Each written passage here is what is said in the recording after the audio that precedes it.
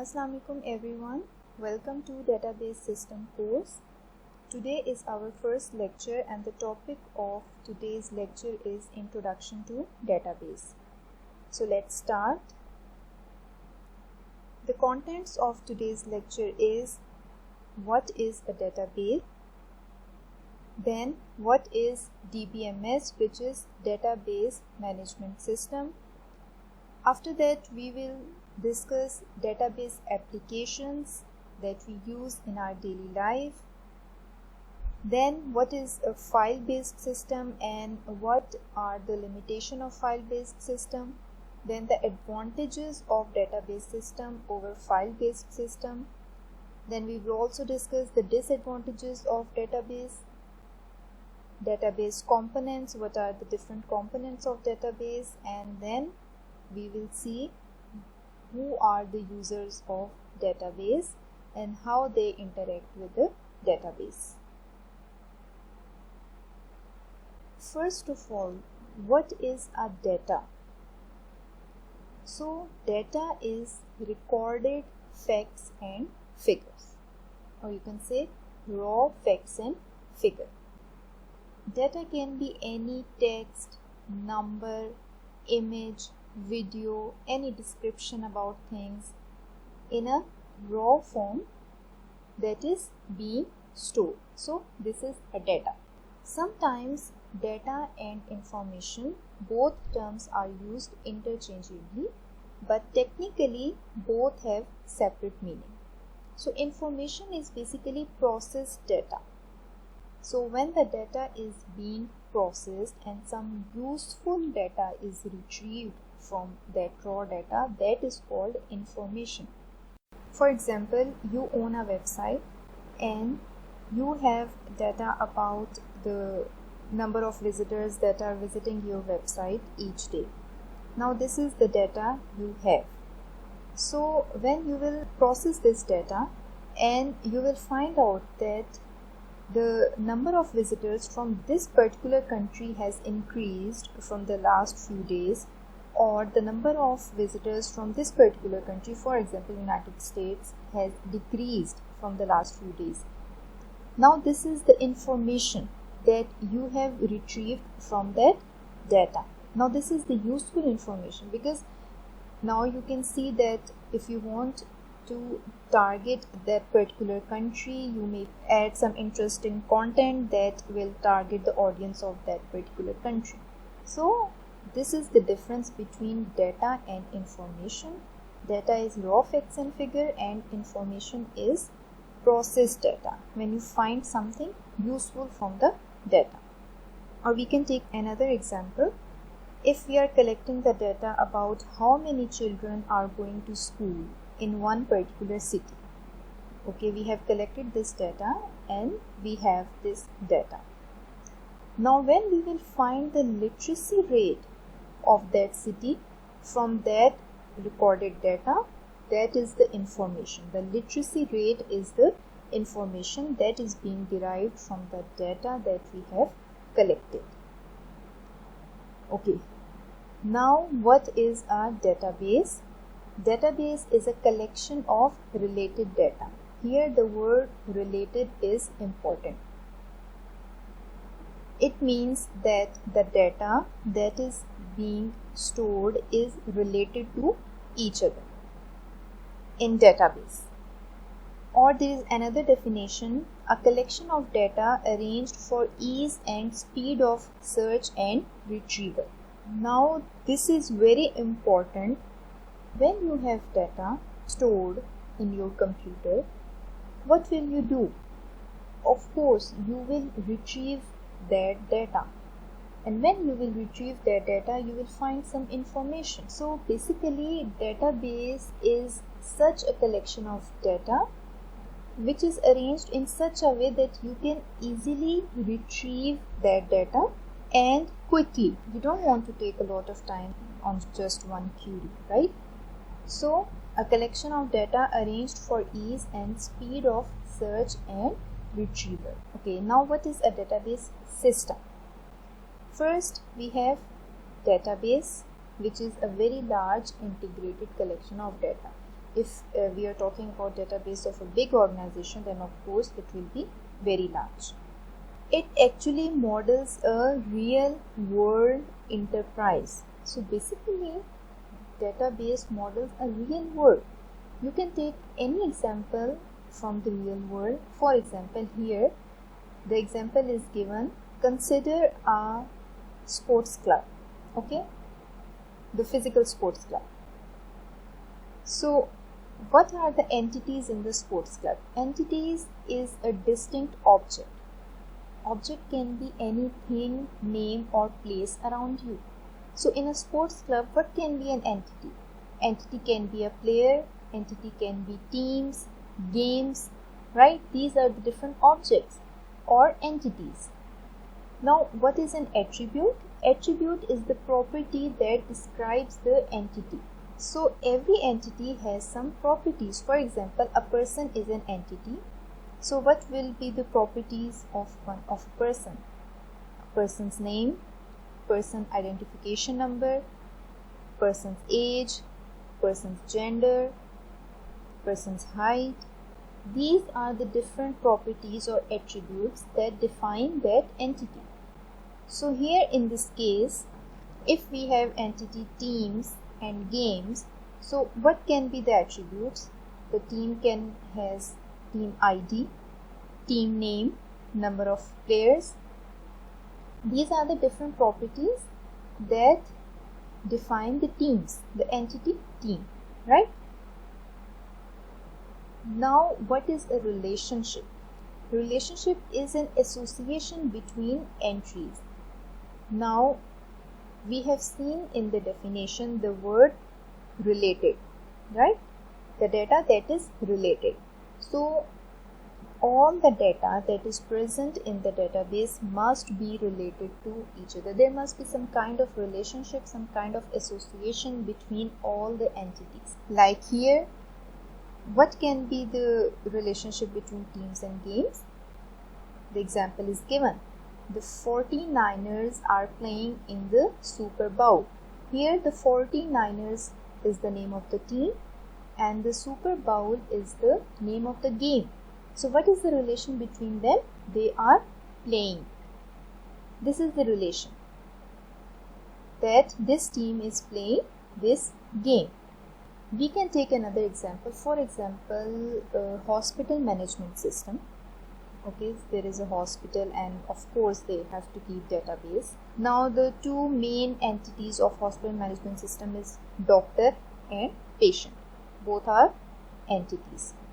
Now if we talk about the attributes of these entities, we can say that doctor has doctor name, doctor ID, specialty, working hours, number of days.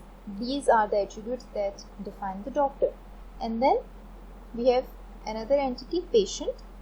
Now the patient attributes can be patient ID, patient name, patient age, patient's contact number, patient's illness. These are the attributes that are defining the patient. Now both are stored in database. There must be some relationship between these two entities. So what is the relationship between these two entities? The doctor checks the patient or the patient consults the doctor. This is the relationship between the two entities. So data that is stored in database is related to each other. And then we have very important part of database system, that is DBMS, database management system. What is database management system? It is actually a software that manages and controls access to database. So we all are familiar with the concept of software. So a software that helps to create, to store, to manage and to retrieve data from the database is called a DBMS, database management system. So what it provides us? It provides us with data definition language that is used to create database, data manipulation language that is used to retrieve the data or to search the data from the database, data control language. All these languages we will discuss later in our course. Next, it provides controlled access to the database. Now, controlled access means that DBMS can provide us with security system, like it can block the unauthorized access, or it can provide us with data integrity. Data integrity means that the data that we access is valid. Or it can provide with data concurrency. It means that the multiple users can share data at the same time. Examples we have MySQL or MySQL, PostgreSQL, Microsoft Access that comes with Microsoft Office, SQL Server, Oracle. We will be using some of them in our lab. Now moving forward, where we use database actually? We are using database everywhere without even noticing it. Because in today's world, in every sector, database is being used. For example, banking. All your account information, all the transaction information is being stored in the database. Airlines, how many flights are going from this city to this city on this particular day? How many passengers have booked their flight in this particular airline? All this information is stored in the database of airlines. Then sales, the retail businesses, they use database to keep track of all their sales. Universities, we all use university database management system. Students can register their courses, can check their result, teachers can keep the attendance record. All this information is being stored in the university database. Then in similar way, manufacturing department is using database. Web-based services, we all use social media, right? If you take example of Facebook, every like, every comment, every post is being recorded, is being stored in the Facebook database. Like if your friend posts something on Facebook, first it will store in the Facebook database and then it will be shown to you. Similarly, online shopping websites like we have Amazon. If you want to purchase something online from the Amazon, normally there is a search bar in online shopping websites. Here you can write whatever you want to purchase or whatever you want to check. For example, you want to check headphones. Here you will write your search query, and this website basically checks the database at the back end and then it will show you the result. Similarly, all of us are using Google Maps these days. We can go to any place without asking anyone by using Google Maps. So you can write any location here, any place here, and Google will check its database and it will show you the route towards that place. So these were the different applications, few applications that have been explained. There are many other applications of database system. Okay, now we will talk about traditional file-based system, because obviously database is being evolved from some previous system, and that previous system was file-based system. The file-based system is also evolved from the manual file system. So when there was not much technology, people used to write data on paper and store them in the form of files manually. So if you have to store data of some small business, okay, you can do it manually, but imagine the data of one city, of all the residents of that particular city. That will be very difficult to keep that data in files, and then those files being placed in cabinets, and then maintaining those files. And okay, even if you somehow store the data in the files, how you will retrieve the information? you have to find the data of one particular person that lives in that city, you have to check a lot of files, right?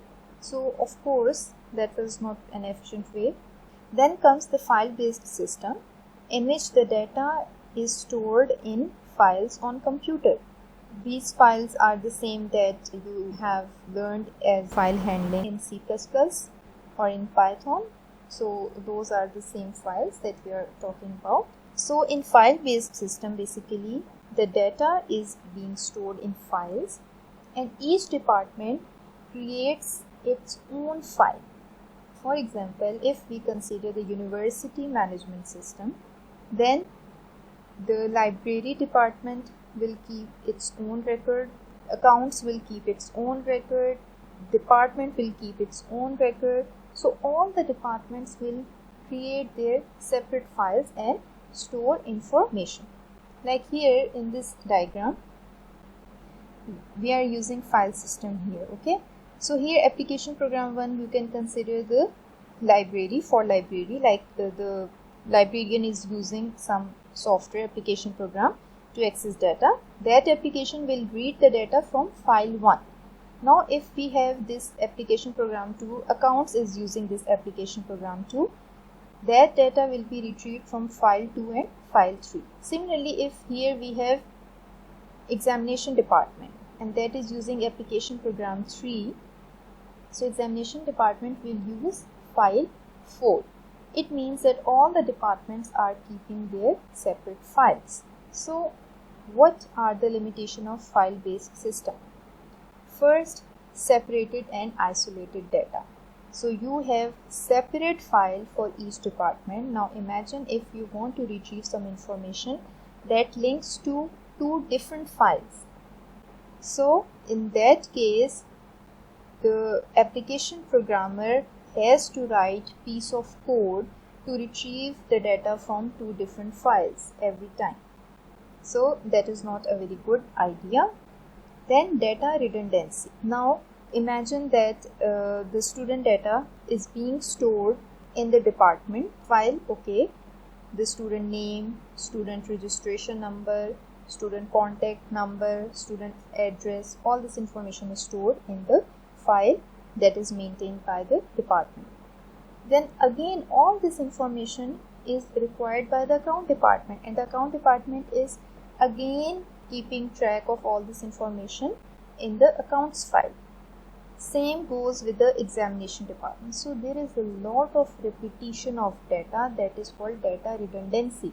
It actually wastes a lot of space and resources. Then data inconsistency. Data inconsistency means that you have updated some record in one file, but the other files have same previous record. So this is data inconsistency. For example, the student has changed his contact number and he has informed the department. The department has updated the record in the department's file, but in all other files, the contact number is the previous one.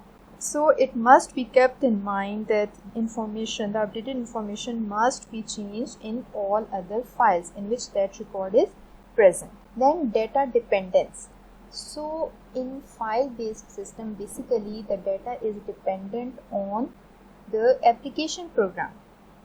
The structure of the data, like you have seen in file handling in C++, the structure of the data is being described in the application program. So if you want to make any changes to any file, for example, if you want to change the total number of characters assigned to address field from 50 to 51 characters or 52 characters, you want to change that. So the programmer, what he will do, he will read the file, then he will create a temporary file with the new structure of data. Then he will read the content of the original file and then write it to the temporary file.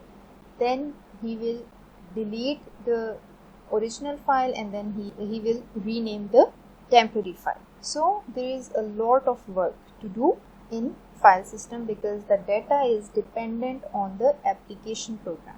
Next disadvantage is fixed queries.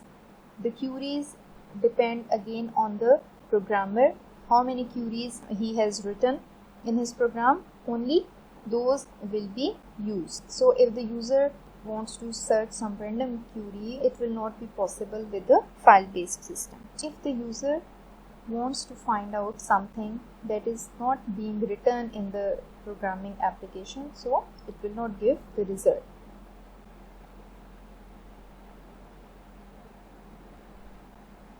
Due to these limitations, database and DBMS were emerged as a new approach. So in database management systems, the data is stored at single place. So there is a single repository of data. All the departments share that data.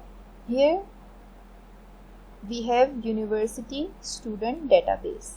Now see, the library application is also accessing this data using DBMS. Examination is also accessing this data. Registration is also accessing this data. That data is being placed at one place. This is an integrated database environment, right? So here if you see, this is the database, right, in which all the data related to university is being stored. This is the DBMS, the software that is used to access the data and to maintain this data. These are the application programs. Okay, so here this is for the student, this is for the faculty, this is for the accounts, right? And these are the outputs. So student is checking his schedules or class list, faculty is also checking schedule, the accounts is checking paychecks and payroll report. Different applications with different outputs, but all are accessing the single database. So this is basically the database approach. Now what are the advantages of database? First is data sharing. So that data is being placed at one place and all the departments will be sharing that data. Controlled redundancy. So when all the data is being held at single place, we don't need to write the record for each separate department. For example, here we will have one table of student with all the required information of student, student ID, student name, student registration number, student GPA, student semester, all the information related to student we have stored in one single table, student. Now we don't have to repeat or rewrite this information for department, for examination, for accounts, for library, because the data is related to each other. Of course, some of the fields can be rewritten, like student ID, it can be used in more than one table, but a lot of data will not be required to store again. So it controls data redundancy, data consistency. So DBMS allows us to maintain data consistency. So if the student is changing his contact number, that particular record will be updated in all other tables in which that record is present. Data independence. Now in database systems, the structure of the data is not dependent on the application program. The structure of the data is separated from the application program. So in case we have to change the structure of the data, we can easily do that. Improve the data integrity. Now the data integrity can be measured between the two records if they both are consistent, both are updated, and also it can be applied on a single record. For example, for salary there is a limit that the salary cannot be greater than 50,000. So DBMS allow us to put such constraints. Or you can take example of email, like if the person has entered a wrong email address in which he didn't write that @ sign, so it will not accept that data. The DBMS can show error that you didn't write the correct email. So this improves obviously data integrity. Then data dictionary and metadata.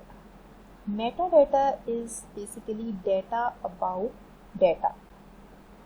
Data dictionary, like we have normal dictionary. In the normal dictionary, we have a word which is a data, and then we have the description of that word which is also data about the word data. Okay, so this is data about data. So DBMS provides us with metadata. For example, it's written 1 backend 3.2. Okay, this data is written. How can we know that what this data is about? We don't know. But if it is written like ID 1, GPA 3.2, city backend, now we have information that okay, this person has ID 1, his GPA is 3.2 and he lives in backend. So metadata is basically data about data. Better data accessibility. Now we can apply any query to the database and we can retrieve any kind of information. Even we can apply complex queries, and because that all the data is related, so it will easily give us the required result. Moving on, now we have obviously some disadvantages of databases. Number one is complexity. So the database management system is a complex system and you may need professionals to use it. Then higher hardware cost. Of course, you will be needing systems and there will be some hardware cost. Higher programming cost. You need to hire programmers and then you need to have some softwares. It will also cost. Higher conversion cost. Now, sometimes if the organization becomes bigger in size, they may want to shift their database from one system to another. So there is a lot of cost involved when you shift your database from one DBMS to another DBMS. Increased vulnerability.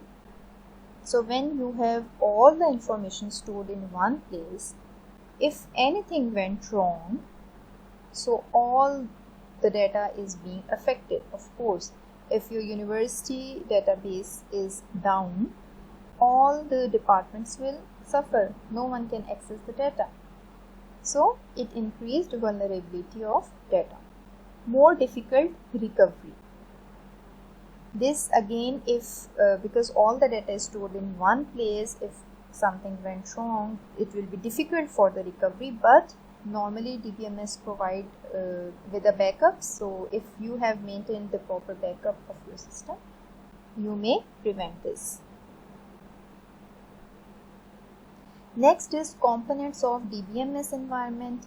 So we have hardware, because of course we need some hard disk and some memory to run the DBMS, and then software, the application software.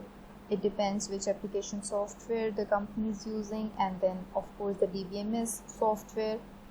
Then the data itself. Data can be operational data, and then again metadata, and then people. The fourth component of DBMS environment is people. So how people interact with the DBMS environment? People are actually database users. First we have end users. So end users are like we are searching some product in an online website.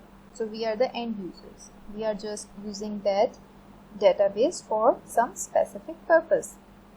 Then application developers that write software to allow end user to interface with the database system. Application developers basically design the interface for the end users, and that interface basically connects you with the database.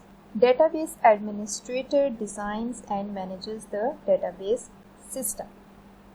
So basically there can be another category, database designer, or the database designer or database administrator can be the same person. So database designer will identify the data. The person will identify the relation between the data and how to map that logical design to the physical design, how to create tables, how to create relationship among tables. All this work is being done by database designer. Database administrator actually manages the database system. Your database can be updated, some data can be deleted from it. You need a person that manages your database. The database administrator will check that the database is working smoothly, is working properly, and the data is being updated according to the requirement. And then we have database system programmers who write the database software itself. So these are the programmers who write DBMS. Why study database? Okay, we already know that we are using database everywhere, so it is very important in present world to understand and learn the database. Databases are useful. Many computing applications deal with large amounts of information. Database system gives a set of tools for storing, searching, and managing this information. In today's world, the data has become very important. A lot of big companies are investing to derive some information and to make decisions based on data. So database is a very important subject in computer science, and it is basically a core topic in computer science, and you must know database if you are a computer scientist. So this is all about today's lecture. I hope you understand. Take care.